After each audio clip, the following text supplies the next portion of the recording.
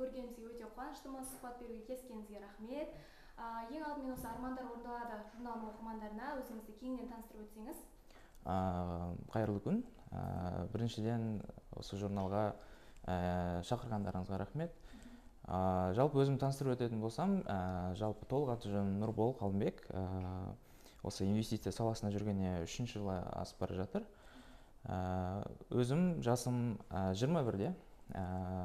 Өзімнің жалпы бір мақсатым осы қазақ еліне, жалпы елімізге осы жаңа саланы, бірақ бұл сала шетелде бұрыннан дамыған болғандықтан, қазір Қазақстанға енді келіп жатқандықтан, осы саланы бастап, алғашқылардың бірі болып бастағаныма қуаныштымын. Жалпы өзім Шығыс өңірінен, Өскемен қаласынан боламын. Және де айтқым келетіні, осы саланы еліміз алдағы уақытта бір жақсы меңгеріп, бір өзінің бір кәсібі ретінде айналысса деп ойлаймын да. Керемет. Жалпы бізде негізі көбінесе инвестор десе бірден жаңағыдай кәсібі бар миллионер, миллиардер, сондай адам елестетеді да. Жалпы ең алдымен инвестор дегеніміз кім? Және инвестор болу үшін қанша қаражат керек кемінде? Жалпы инвестор дегенде ең бірінші жалпы инвестиция не екенін түсінген дұрыс. Жалпы инвестиция деген ең бірінші былайша айтқанда өзіңіздің ақшаңызды өзіңізге жұмыс істету да. Инвестицияның әртүрлі түрлері бар да. Ол жылжымайтын мүлікке салу болуы мүмкін, ол бизнеске болуы мүмкін, ол хотя бы доллардың өзіне инвестиция жасауға болады деген сияқты да. Кез келген өзіңіздің ақшаңызды кез келген бір салаға салып, және одан өзіңіз кіріс тауып отырсаңыз, осыны біз инвестиция деп санаймыз да. Яғни сіз ақшаңызды өз-өзіңізге жұмыс істете алсаңыз, сіз инвестор болып саналасыз. Ал енді былайша айтқанда кез келген адам именно осы инвестиция саласында, осы именно акция саласында кез келген адам инвестор бола алады деп айтқым келеді. Кез келген адам оған көп қаражаттың қажеттігі бар. Әрине, әр адамның өзінің мүмкіншілігіне қарай, әр адамның өзінің, әрине барлығы аз-аздан басталады да. Бірден үлкен ақша қажеті жоқ деп айтқым келеді. Жалпы бұл салаға келгеніңізге 2 жылдай уақыт болған екен. Жалпы бұл салаға келуіңізге не себеп болды? Бұл салаға келгеніме ең бастапқыда әрине студент кезімде барлығымызда болған шығар, ақшаның жетіспеушілігі болады, кішкене қиыншылық болады. Содан кейін менде сұрақ болды да, неліктен менде қазір ақша жетіспеушілік проблемасы бар, менде мәселесі бар. Неге бұл мәселені мен шешпеске деп ойладым.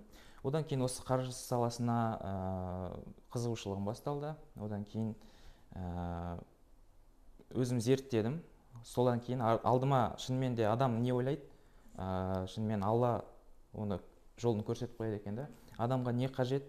Адам не ойлайды? Соның барлығын алдына мүмкіншілік ретінде береді. Егер адам соны пайдаланса, оны көрсе, мүмкіншілікті көре білсе, онда жасап кетуге болады да. Ең бастысы сол мүмкіншілікті көрген дұрыс. Ал осы ең бірінші басталғаны сол студент кезімде. Осы салаға қызық бастағаннан кейін өз алдыма осы салаға байланысты жарнамалар шыға бастады. Сол жарнамалардың арқасында өзім қызығушылық бастап, ең бірінші осы сол жарнамада былай жазылғанда, неліктен инвестицияны сіз бастауыңыз керек деп жазылған. Және бұл инвестицияның арқасында сіз қандай деңгейге шыға аласыз деген жарнаманы оқығанның арқасында, әрине мен студент кезде бар болғаны, енді студент кезде 20-30 мыңның стипендиясына жүрген студент болып, былай өмір сүруімізге сол ғана қаржы болды. Содан бастап, ақырындап, аз-аздан бастап, Аллаға шүкір, қазір қаншама жыл тоқтамай әрекет етудің арқасында біршама деңгейге көтерілдік деп айтсақ болады. Өзіңіз айтып қалдыңыз ғой, осы бір жетіспеушіліктер, қиындықтар мен осы салаға алып келді деп.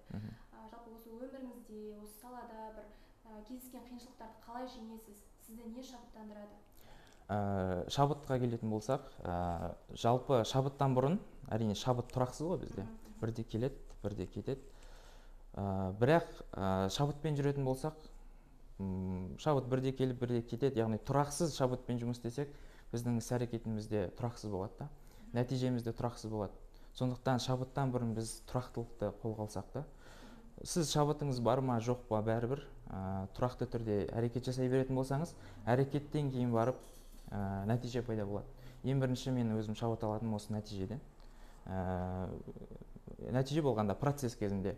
Мысалға, мен бұрын ойлайтынмын да, маған бірден осындай 1 миллион доллар бере салса деп ойлайтынмын да. Оказывается, ол дұрыс емес екен. Неге? Олай бере салса адам, біз дайын емеспіз ондай үлкен сумманы көтеруге. Ал сіз ондай процесс кезінде өзіңіздің еңбегіңізбен тапқан кезде, именно процесс кезі қызық да. Процесс кезінде адам шабыт алады, одан сайын көбірек еңбек етуге әрекет жасайды да. Сол ең бірінші мен шабытты осы нәтижеден аламын. Нәтиже алға ұмтылдырады, иә, сізді. Жалпы өмірлік кез келген тұлғада негізі өзінің өмірлік ұстанымдары, қағидалары болады. Сіздің өзіңіздің ұстанымдарыңыз бар ма? Әрине. Ең бірінші әрине қиыншылық болғаннан кейін, қиыншылық болған енді Аллаға шүкір қатты емес, енді бәрібір адамда өзінің бір өмірінде бір қиыншылықтар болады ғой.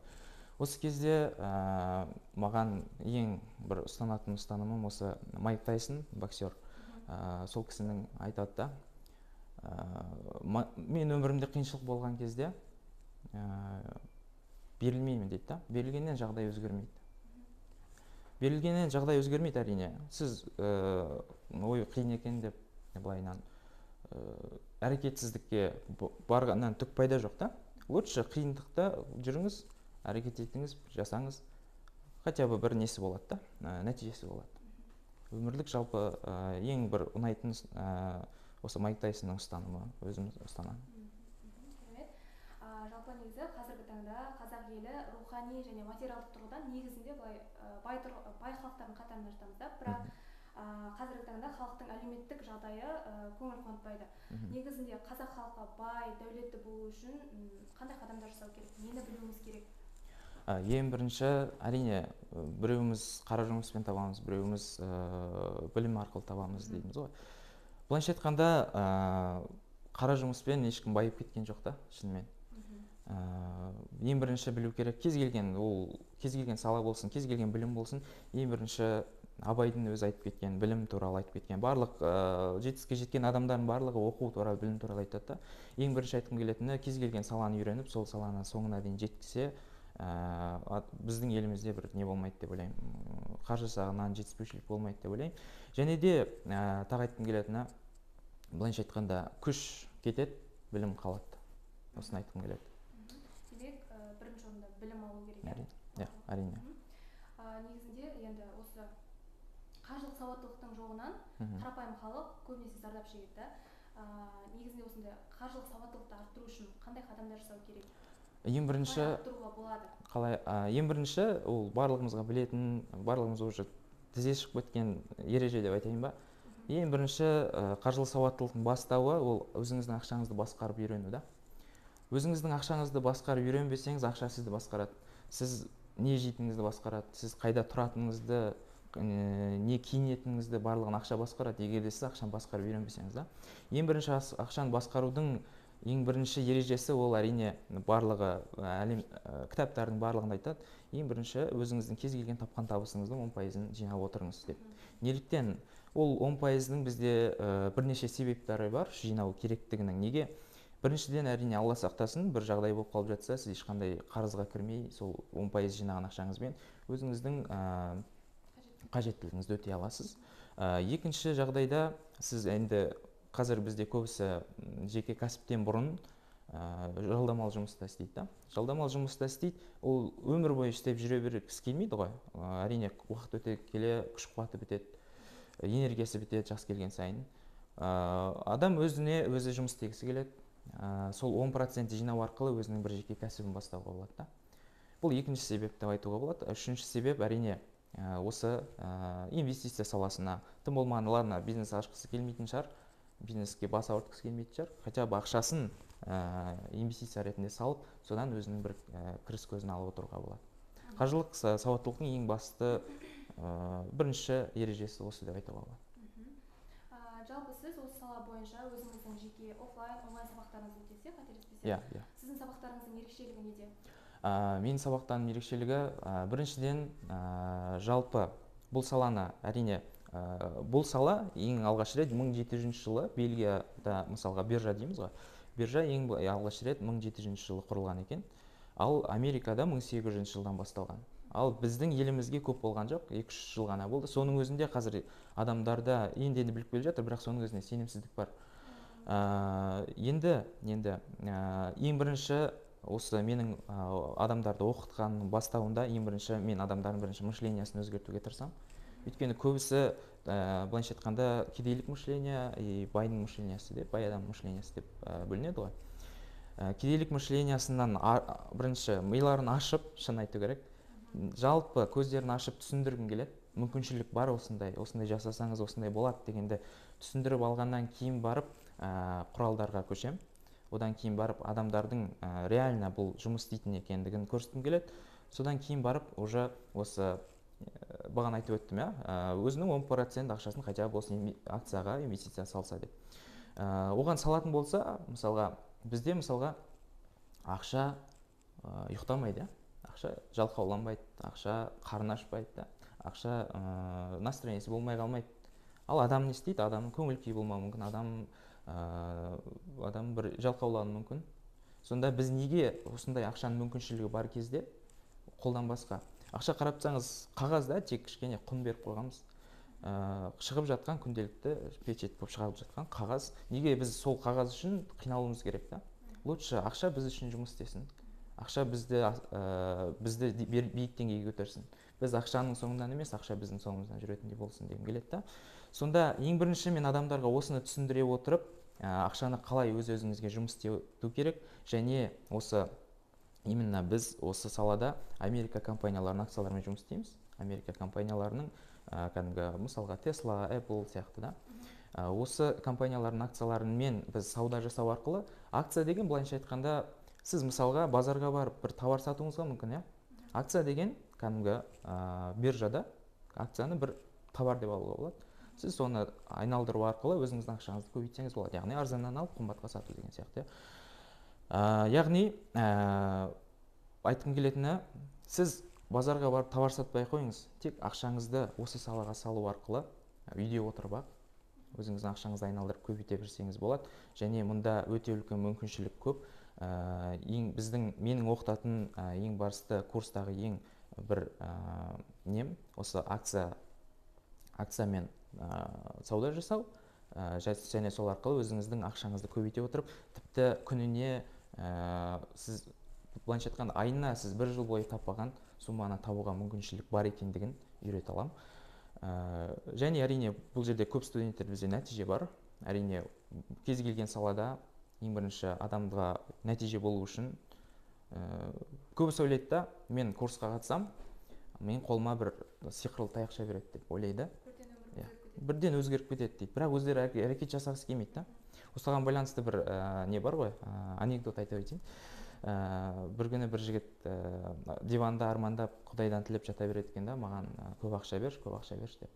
Сосын күні 1 жыл болған ғой тілеп жатқанда. Сосын бір досы келіп соны күнде біледі да, айтады екен, сен күнде тілеп жата бергенше болмағанда көшеге шығып лотерея билетін сатып алсаңшы дейді да. Сонда күнде тілеп жата бергеннен гөрі хотя бы бір әрекет жасау керек та, әрекет жасау керек. Сонда мен айтқым келеді, көбісі курсқа келеді да, болды маған бер дейді да, бірақ өз әрекет жасағысы келмейді. Ал әрекет жасап, шынымен нақты қалауымен, желаниясымен келген адамдар үлкен нәтижеге жетіп жатыр. Тіпті, ладно, мен 3 жыл жасаған шығармын, 3 жылдағы мен жетпеген нәтижеме ол кісілер жетіп жатыр. Ұстаздан шәкірт озады дейді ғой. Әрине мен жас болғаннан кейін енді былайша айтқанда жас болып көрінгенмен былай ұстаз болған кішкене жассың ғой деген көп әңгімелер болады, бірақ көп кісілер рахметін айтады. Осы қаншама жыл біз көзіміз ашылмай келіпті, мұндай мүмкіншілік бар екен, білмейді екенбіз деп. Көбісі, мен шын айтайын, көпшілігі білмейді. Бір жағынан осы үлкен кісілердің алғысы, үлкен кісілердің баталары шығар, алдыға ары қарай ұмтылып жатқанымызға. Сол айтқым келетіні, ең бірінші курсқа келгеннен кейін нақты мақсатын қою керек. Одан кейін нақты берілген білімді алу керек. Әрине ол білімді мен бере салғанмен, оны бір рет көріп, оны түсіне салмайды. Ол үлкен сала болғандықтан қиын салада. Бірінші білімді оны қайталап жасап, практика жүзінде жасап көргеннен кейін барып, уже үлкен нәтижеге жетіп жатыр.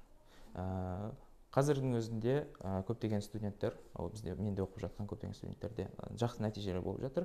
Тіпті өзінің ақшасын 10-20 есеге дейін өсірген кісілер бар. Және кемінде күніне бұл салада кемінде $100 дейін табуға болады деп айтқым келеді. Акциямен айналысудың артықшылықтары жөнінде айтыңыз. Артықшылықтары ең бірінші, ақшаңыз өз-өзіңізде жұмыс істейді. Екінші, сіз үйде отырып жасай берсеңіз болады. Үшінші, сіз акция деген жалпы, егер де сіз белгілі бір компания акциясын сатып алатын болсаңыз, сіз сол компанияның бір кішігірім болсын иегері болып саналасыз да. Яғни акция бұрын бізде қағаз түрінде берілетін болса, қазір цифрлық жүйе ретінде. Яғни сіз Қазақстанда отырып алып, Америка компанияларының иегері, кішігірім бір иегері бола берсеңіз болады. Және акцияда бізде пайда табудың екі жолы бар. Ол әрине арзанға алып қымбатқа сату. Екіншісі бізде дивиденд деп аталады. Ол әрине бізде депозиттің пайызы сияқты, бірақ ол пайыз емес, пайыз деп айтуға болмайды. Ол сіздің ақшаңызды компания алып айналдырады, өзінің товарын шығарады, содан түскен пайдасының біраз бөлігін инвесторларға рахмет ретінде бөліп береді. Яғни акциямен айналысудың артықшылығы: бірінші, сіз өзіңіздің ақшаңызды айналдыра аласыз, екіншісі, сіз пассивті кіріс көзін қарастырсаңыз болады. Негізі, мысалы, инвестор деп жатамыз, бірақ кәсіпкерлердің көбісі неге инвестор болмайды? Ең бірінші инвестор, инвестицияның көп түрі бар, ол бизнестің өзі инвестиция, бірақ именно осы акция саласына инвестиция жасауды көбісі білмейді біздің елімізде. Көбісі әрине үйреніп қалған, бизнеске үйреніп қалғаннан кейін, бұл сала енді келіп жатқаннан кейін көбісі біле бермейді. Егер де шынымен де көп кәсіпкерлер бар, ақшасы бар, бірақ оны қалай одан әрі көбейтуді білмейді.